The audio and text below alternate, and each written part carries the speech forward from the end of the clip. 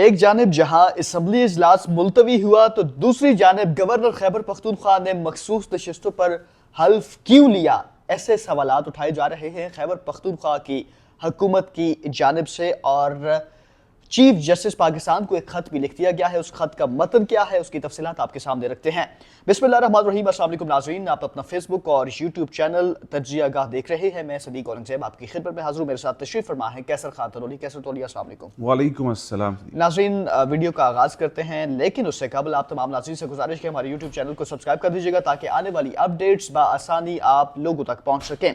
ناظرین، ایک جانب جہاں مخصوص نشستوں کا معاملہ کافی زیادہ طول پکڑ گیا تھا، لیکن بالآخر مخصوص نشستیں پاکستان تحریک انصاف کو ملی، تو جیسے ہی اسمبلی اجلاس بلایا گیا گورنر کی جانب سے اور مخصوص نشستوں کے اوپر جو اراکین منتخب ہوئے تھے ان کا حلف اٹھانے کے لیے اجلاس بلایا گیا، اور اسمبلی اجلاس شروع ہوتے ہی اور جو حکومتی اراکین تھے ان کی جانب سے کورم کی نشاندہی کی گئی، اور کورم پورا نہ ہونے پر اسمبلی اجلاس اسپیکر خیبر پختونخوا کی جانب سے ملتوی کر دیا گیا۔ اور پھر ہم نے دیکھا کہ گورنر نے فوراً طور پر جو حلف برداری تقریب تھی وہ منعقد کی، اور chief justice Peshawar high court کی جانب سے گورنر کو نامزد کیا گیا کہ وہ مخصوص نشستوں پر منتخب اراکین سے حلف لیں، جس کے بعد ایک نئی آئینی جنگ خیبر پختونخوا کے اندر چھڑ گئی، اور سوالات حکومت کی جانب سے اٹھائے جا رہے ہیں کہ ماورائے آئین کام کیا ہے گورنر کی جانب سے، لیکن گورنر کا یہ کہنا ہے کہ انہوں نے کوئی غیر آئینی کام نہیں کیا ہے۔ کیسر خان تنولی کی جانب بڑھتے ہیں، تمام تر معاملے کے حوالے سے بات چیت کرتے ہیں، گفتگو کا آغاز کرتے ہیں کیسر تنولی سے۔ کیسر تنولی، ایک جانب جہاں مخصوص نشستیں پہلے نہ ملنا، پاکستان تحریک انصاف کے گلے شکوے، بالآخر ان کو مخصوص نشستیں مل گئی، اراکین منتخب ہو گئے، لیکن اسمبلی اجلاس بلا کر کورم پورا نہ ہونے کا بہانہ، ظاہری سی بات ہے ان کے اسمبلی اجلاس بلایا جائے اور اراکین نہ آئیں، ایسا تو ہو نہیں سکتا۔ پہلے سے اسٹریٹجی بنائی ہوئی تھی کہ آپ نے نہیں آنا، تو پھر گورنر نے جب چیف جسٹس کے کہنے کے اوپر حلف لیا، پھر بابر سلیم سوادی صاحب نے خط لکھ دیا چیف جسٹس پاکستان کو، یہ ماورائے آئین کام کیا گیا ہے، کیسے دیکھ رہے ہیں تمام بہت شکریہ صدیق۔ یہ سارا یہ جو عوام دیکھ رہی ہے نا اس وقت، یہ جو لوگ ہمیں اس وقت دیکھ رہے ہیں جی، ان کو کہتے ہیں نا، میں کوئی غیر اخلاقی اس طرح کے الفاظ استعمال نہیں کرنا چاہتا، لیکن پھر بھی مجبوراً کرنا پڑے گا۔ جی، اس عوام کو پھدو لگایا انہوں نے، یہ بیوقوف بناتے ہیں لوگوں کو۔ حکومت نہیں، سیاستدان سارے ایسے ہی کرتے ہیں، لیکن اس وقت خیبر پختونخوا کی گورنمنٹ کی ہم لوگ بات کر رہے ہیں۔ اسپیکر صاحب کا کردار ہم لوگ ڈسکس کرنا چاہ رہے ہیں۔ جی، اسپیکر صاحب اور ان کے جو اراکین ہیں اس وقت خیبر پختونخوا اسمبلی کے، یہ سارا پلان تھا، یہ پلاننگ کے تحت انہوں نے سب کچھ کیا، اور شاید وہ ان کو پتہ تھا کہ اگر ہم روکیں گے بھی تو ایک کام ادھر سے ہو جائے گا، کل ہم کسی کو جواز پیش کر سکیں گے جی کہ ہم نے تو دوسرے سینٹ میں بھی ہمیں فائدہ ہو جائے گا، ہم جو ہے نا اوتھ نہیں لیا، نہیں ہم نے نہیں لیا، یا ہم نے اسٹریٹجی کے تحت جو ہے اوتھ ٹیکنگ سرمنی کو جو ہے منسوخ کیا یا کوشش کی۔ دوسری طرف اسپیکر گورنر خیبر پختونخوا جو ہیں فیصل کریم کنڈی صاحب، انہوں نے کوئی غیر آئینی کام نہیں کیا، قانونی کام، آئینی کام، ان کو ڈائریکشن تھی، اور وہ صوبے کے جو ہے نا وہ گورنر ہیں، ان کے پاس وہ ایک آئینی عہدہ ہے، وہ ایک آئینی عہدے کی جو ہے تکمیل کرتے ہوئے انہوں نے وہ کام کیا، اور عدالتی حکم تھا، عدالتی حکم کو وہ ٹال تو نہیں سکتے تھے، اور یہ کام ہونا تھا، یہ کام کرنا تھا، اور اس کام کی اس وقت ضرورت تھی، کیونکہ ایک چیز کلیئر ہو چکی تھی، فیصلے ہو چکے تھے۔ اب آپ اس کو ڈیلے کر کے، یا آپ کورم پورا نہیں ہے، یا ممبران اسمبلی نہیں آ رہے، تو بھائی یہ رکے گا تو نہیں نا، ایک نظام، ایک سسٹم ہے، اس نے چلنا ہے، اور اگر آپ نہیں کریں گے تو اس کا حل موجود ہے، ٹھیک ہے۔ گورنر بھی نہیں ہے تو وہ چیف جسٹس خود اس کا اوتھ لے سکتے ہیں۔ جی، تو معاملہ یہ ہے کہ یہ کوئی غیر آئینی کام نہیں ہے، اور غیر خلاف توقع بھی نہیں ہے۔ اس سے پہلے ہم نے ایسی کئی چیزیں ہوتی ہوئی دیکھی ہیں، یہاں پر تو بہت بڑے بڑے کام ہو جاتے ہیں، لیکن اس گورنمنٹ کی میں ایک شاباشین کو ضرور دوں گا، موجودہ حکومت کو، کے پی کی، نہیں، میں فیڈرل گورنمنٹ، اچھا، مطلب کہ کے پی حکومت تو بلنڈرز پہ بلنڈرز کرتی جا رہی ہے نا، ان کو تو سمجھ ہی نہیں ہے، غیر نہ تجربہ کار ہیں، ان کی پتہ نہیں تجربہ کاری، اب حالانکہ 13-14 سال میں تو بندہ جو ہے نا بچہ جوان ہو جاتا ہے، لیکن یہ پتہ نہیں کیا کر رہے ہیں، انہوں نے کیا سیکھا ابھی تک بالکل نابالغ جیسے ہوتے ہیں نا ویسے کام کر رہے ہیں۔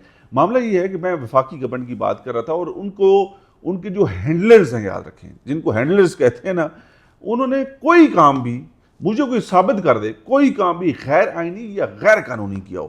ہر کام چاہے وہ عدلیہ سے ریلیٹڈ تھا, وہ اسمبلی نے منظوریاں کی, جو فیصلے عدالت کے تھے وہ عدالتوں نے کیے, اور حکومت نے اس کو پر عمل درآمد کروایا. معاملہ یہ ہے کہ کوئی چیز غیر آئینی غیر قانونی نہیں ہوئی, اور یہ ہر بات پہ روتے ہیں کہ ہر کام غیر قانونی ہو گیا, ہر کام غیر آئینی ہو گیا, یہ ہو گیا تو وہ ہو گیا, لیکن ان کے پاس ثابت کرنے کو کچھ بھی نہیں ہے. کاغذوں کے اوپر یہ کسی چیز کو ثابت نہیں کر سکتے. تو معاملہ یہ ہے کہ بہت اچھے طریقے سے سارا معاملہ ہوا, ادھر اوتھ ٹیکنگ ہوئی, ادھر ساتھ آپ کے سینیٹر منتخب ہو گئے. یہی تو پلان تھا سارا, یہی تو وہ گیم تھی ساری جس کو علی امین گنڈاپور نے ڈیزائن کیا تھا.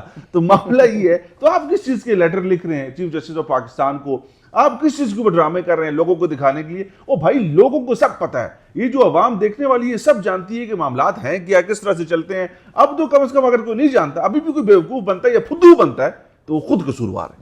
آخر میں تھوڑا سا میں کہتا ہوں اپنے ناظرین کو بالخصوص پاکستان تحریک انصاف کے کے پی کے لوگوں کو یہ بتانا ضروری ہے. کچھ لوگ کہتے ہیں نا یہ پاکستان تحریک انصاف کے خلاف بات کرتے ہیں, تو تھوڑا وضاحت ہم لوگ میرے خیال سے دے دیں. میں اس جماعت سے بہت متاثر تھا, یاد رکھیں مجھے اس جماعت سے عشق تھا. مطلب اس عشق سے مراد انصاف تھا نا اس کے ساتھ, کہ انصاف کرنے والے. یہ پاکستان کی وہ جماعت ہے جو ایک تحریک بھی ہے اور انصاف کی تحریک ہے, ٹھیک ہے. ہم نے اس کی حمایت تو شاید نہیں کی کبھی, لیکن ہم نے اس سے توقعات بہت زیادہ تھی. ہم بحیثیت صحافی اس سے توقعات یہ رکھتے تھے کہ ایک دو تین جماعتوں کے بعد اگر کوئی سیاسی جماعت ایسی ابھر کے آئی ہے, یہ شاید پاکستان کے نظام کو بہتر سے بہترین کی طرف لے کے جائے گی. لیکن بدقسمتی کے ساتھ میں یہ بات بارہا کرتا رہا کہ یہ جماعت خیبر پختونخوا کے اندر اس صوبے کو مثالی بنا کے دے دے ہمیں. میں اگزامپل دے سکوں کہ میرا صوبہ جو ہے نا, میں خیبر پختونخوا سے ہوں, میرا صوبہ جو ہے وہ پورے پاکستان کے لیے ایک مثال ہے. میں لوگوں کو لاؤں پنجاب سے, میں لوگوں کو لاؤں سندھ سے, میں لوگوں کو لاؤں بلوچستان سے اور دکھاؤں یہ میرا صوبائی دارالخلافہ پشاور ہے, یہ میرا ہزارہ ڈویژن ہے, یہ میرا کوہاٹ ہے, یہ میرا بردان ہے, یہ میرا سوابی ہے. مطلب کہ ایسے خوبصورت انداز میں اس صوبے کو ڈیزائن کرتے ہم لوگ 13-14 سالوں میں کہ وہ مثال بنتا. وہاں پر مثالی ایڈمنسٹریشن ہوتی, وہاں پر مثالی جو ہے وہ نظام ہوتا, وہاں پر مثالی جو ہے وہ کارکردگی ہوتی. تو میں اس کو ان سب لوگوں کو جو ہے نا سر پہ بٹھاتا, لیکن بدقسمتی کے ساتھ ایسا ہوا کچھ نہیں.